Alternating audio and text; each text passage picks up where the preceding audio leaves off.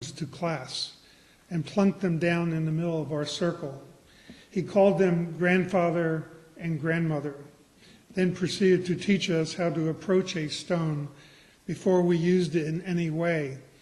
He told us that stones are the oldest elements on Earth.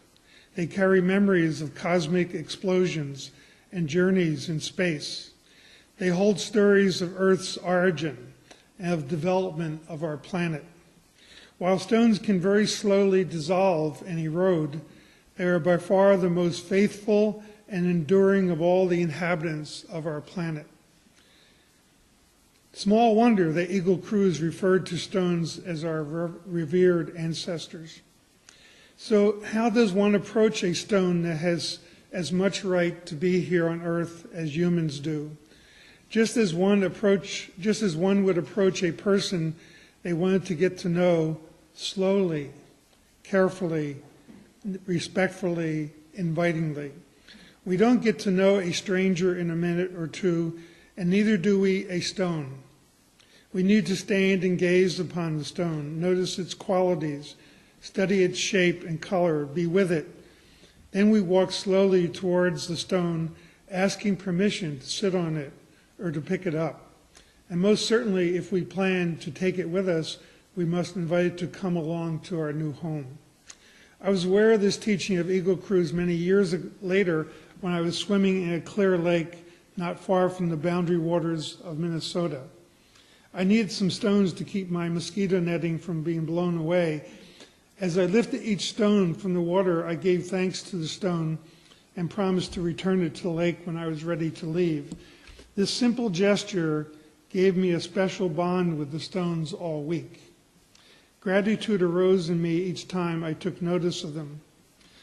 Some would say, oh, that's just ridiculous, when they read of stones, rivers, soil, or other inanimate, quote-unquote, objects having a dynamic life of their own, of their exuding an energy that interacts with us and with all of life. Yet if quantum theory is true, that every particle in the universe is composed of an energy that pulses and interacts with other parts of life, then each thing of Earth has its own particular dynamism, even a stone. So standing before you to address and give a message is both a gift and a privilege. And it's certainly a privilege to command your attention and to try to do the best way possible. But it's also a gift because it gives me a chance over the last several months. Actually, I arranged this with Barbara back in the spring, and it's given me that time to think about the topic, and that is a gift. It sends me deeper. It sends me into developing my own thoughts, which I then try to share any way I can. So it's a humbling experience, but it's a beautiful experience, and there is a focus in that experience on constantly looking for enlightenment. So I tend to pick big themes. Barbara said, it's restoration is the theme this month, and coming home is part of that. So I use that as the first part of my theme, and then I added the universe together with it. It's like when you're talking about relationships of home and coming home, leaving home, the evolutionary process. What does this word God mean in life? Is there immortality? And if there isn't, what is immortal in our lives? And how do we experience this pulse of the universe? So unfortunately, in 20 to 25 minutes, that is not too possible to really do. So that's why it's a humbling experience to pick a big topic and then try to say what the meaning is in a very short time. And Michael Cuff actually thought he wasn't going to be here. Maybe he's not here, but he's downstairs, yeah. So he asked me before we started, he said, can you summarize your talk in like 2 or 3 minutes?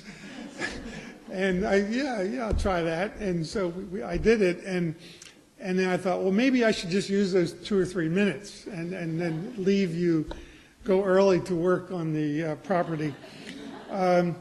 But the central theme I'd like to talk about is how form and energy dance with each other. And that's why this book took the excerpts out. It's called The Cosmic Dance.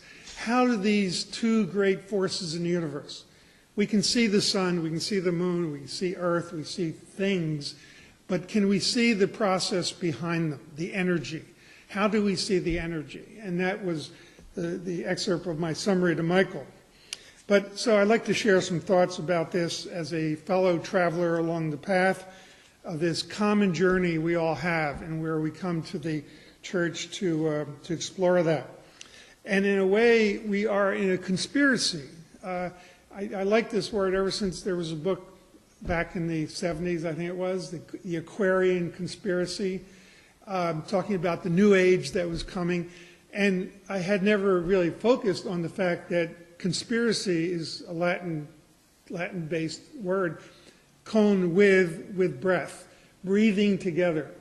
So we are all in a conspiracy when we come to a common church like this, and or we're trying to breathe together and learn from that. So going to the title, home, coming home. Home is very evocative, and you immediately think of the actual place where you live, where you're going after the service, and where you return often. But home can be an actual place, it can be a neighborhood, it can be a city, it can be a country, it can be a world, it can be a universe. And you have a choice whether to act on which level of that. Certainly the home, the actual physical home where you return to each day is very compelling, and it's part of your actual life. But the universe is also part of your life. So it behooves us to try to identify and be in the universe as well as in the house where we live. And of course there are religious homes like the church here. There's political homes, which we're all reminded of by ads constantly in this political season. And there certainly is the natural home, where the trees and the water and the rivers and the ocean that we experience. In Thailand, I really experienced this very vividly because there 5 years. And it was like, where is home after that? And when I hear people saying very American sort of ism, which is part of the political season, it's in Thailand I sort of left that a little bit to experience more of a universal home on earth and then the universe. So when I hear phrases like, we're the best country in the world, we are the, and the rah-rah, which everybody does because they have to. It's de rigueur for the political speech that we are exceptional, we are the best country in the world. It's sort of offensive. I find it offensive because I've lived in so many parts of the world and traveled that these all are parts of me now. In fact, Thailand seems like a home I should be able to just some weekend drop in on, which of course I can't. So the other word, coming, is a process word. You're always coming, you're going, you're moving. And it was interesting to put together when Barbara said, well, coming home is our theme, the home, the thing, and the process, coming, going. So that really keynotes what I want to talk about, is that we see the things. We see the things very clearly. We see our possessions very clearly. Our five senses are attuned to that. But our five senses don't give us the sense of the process, the energy process. That's all at work here. So we change, we evolve. The scientists are currently using the evolutionary word a lot. Our evolutionary universe, our evolutionary self, that there is a progression, that there is a change. And we awaken to that. We develop a radical awareness. And this radical awareness goes beyond our senses. It goes into our consciousness. And we have great teachers that show how that can be done. Just mention three briefly. Henry David Thoreau at Walden Pond. He just didn't go there for a break. He didn't just go there to enjoy some quiet, although he did also. But he went there and he became Walden Pond. He became that site. He through his pores. He experienced it. He was using his senses, but he used a greater consciousness to merge with the water of that Walden Pond. The same can be said for John Muir. Anybody's been to California and has gone to Muir Woods or has seen the redwoods, the sequoias, John Muir became Yosemite Park. He became the redwoods. He became the sequoias. And thankfully they saved a little bit and they named it after him to remind us of that. The immense majesty, the serenity, the fecundity of the redwoods. He became that. He just didn't teach about it. He just didn't intellectually talk about it. He actually became the redwoods. And finally, Jean-Jacques Rousseau, a great naturalist, I was reading about him, and his 300th birthday was in June. And he lived in Geneva, where Voltaire lived. And it was amusing to me that he really criticized Voltaire for starting a theater. He said, this is taking people away from these marvelous mountains, this marvelous nature. And he wrote a piece called Reveries of a Solitary Walker. He was an advocate for the natural man. So as we get involved in our things, as we get involved in our cameras and our books and our jewelry and our houses, how do you also get involved with the energy, the process of energy, the process of being in nature, the natural part of you that is there, that exists? How can you make sure that part is also there beside the things you have?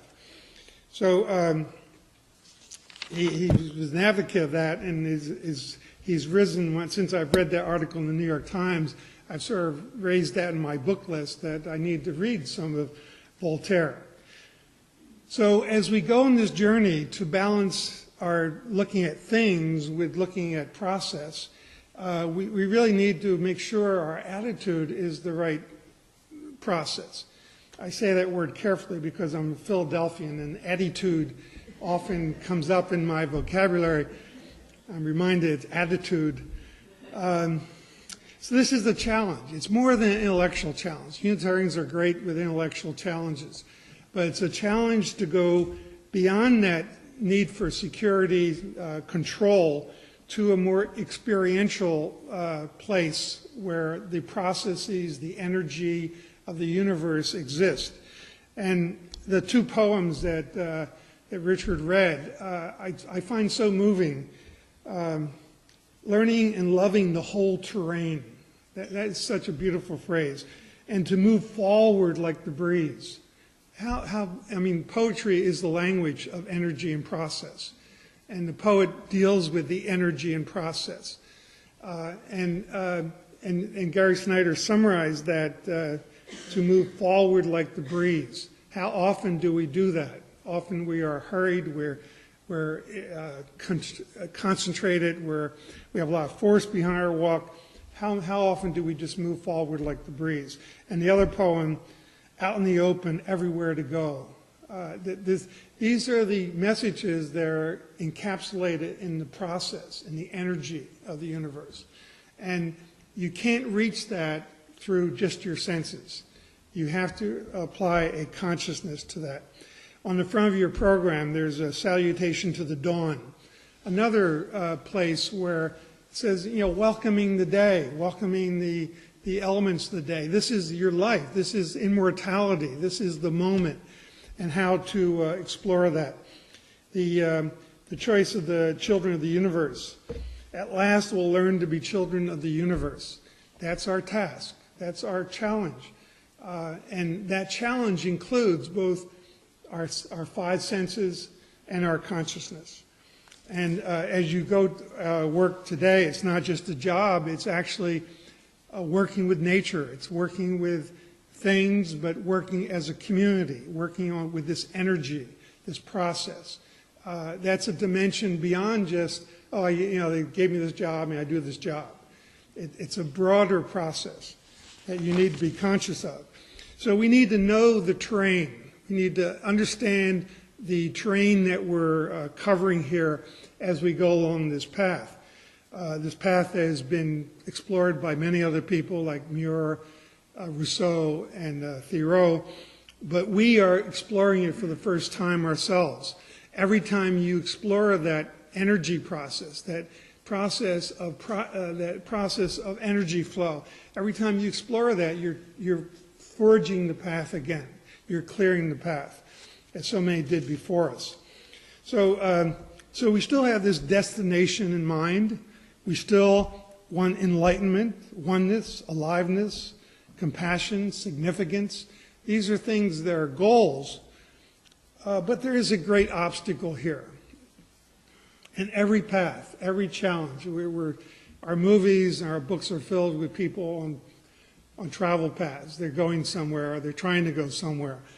And they always meet barriers. So the greatest barrier, which I want to just point out today, is if you want to become the pulse, becoming one with the pulse of the universe, you must go beyond your things. Now, things, we're entranced, we're dazzled. We're dazzled by our things. Some people actually are dazzled by jewelry or clothing. We just went through Fashion Week in New York. Some people, that's their whole life. And there's nothing wrong with that. But beyond those things, there is this flow of energy. And the only way, as I said before, and in Buddhism they acknowledge this directly, that along with the five senses, they list consciousness as another sense. So if you can add consciousness to the stone, rock, it's just a rock. It's glaciers. It's movement of geological eras. It's tumbling in waters of the ocean to round it. It's the essence of the Big Bang. These are the first things that happen on Earth, the stones. So adding that dimension, I think, adds another whole dimension to life that is very important. So we see the sun, we see the stars, we see the rain, we see food, gold, clothes, and the human form itself. But do we add the consciousness to see the evolutionary development of the human form? Do we see, when we see the wind whipping a flag, do we see the great circulation of air on the Earth, the great atmosphere that the Earth has, that Mars doesn't have, and Venus and other planets don't have? We have this great atmosphere that is circulating. Can you see that as well as the flag flapping? That is what is there to see and to absorb. And if you just see this, if you just see the things, the sun, the earth, the moon, the plants, etc., then these things are impermanent. They're mortal. They go through the time, past, present, future. The stone will eventually erode if it's outside. Often these things are ego-driven. They're possessions. We want them for security. We want them, they're visible. They're this concrete part of our life that is very important. And in them, we're caught in horizontal time. We're caught in past, present, future.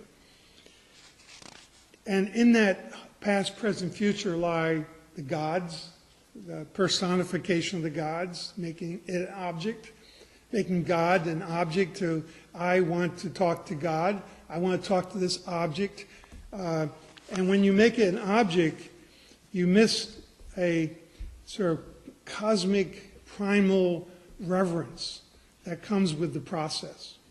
So it's much more difficult, as I said, to see the energy, the process, the becoming. But you'll never achieve this becoming, this oneness, this enlightenment, until you see and fully experience process and energy. Because, they're will-o'-the-wisp, they're not really obvious. But they're there. They're there behind everything. Everything has a process behind it. So if you can experience the thing, that's fine. We have a camera, and that's great.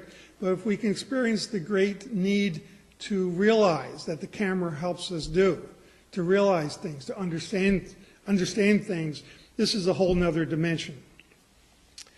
So if you look at process, if you look at the energy forms, if you look at this less exact thing in things, you find things are eternal.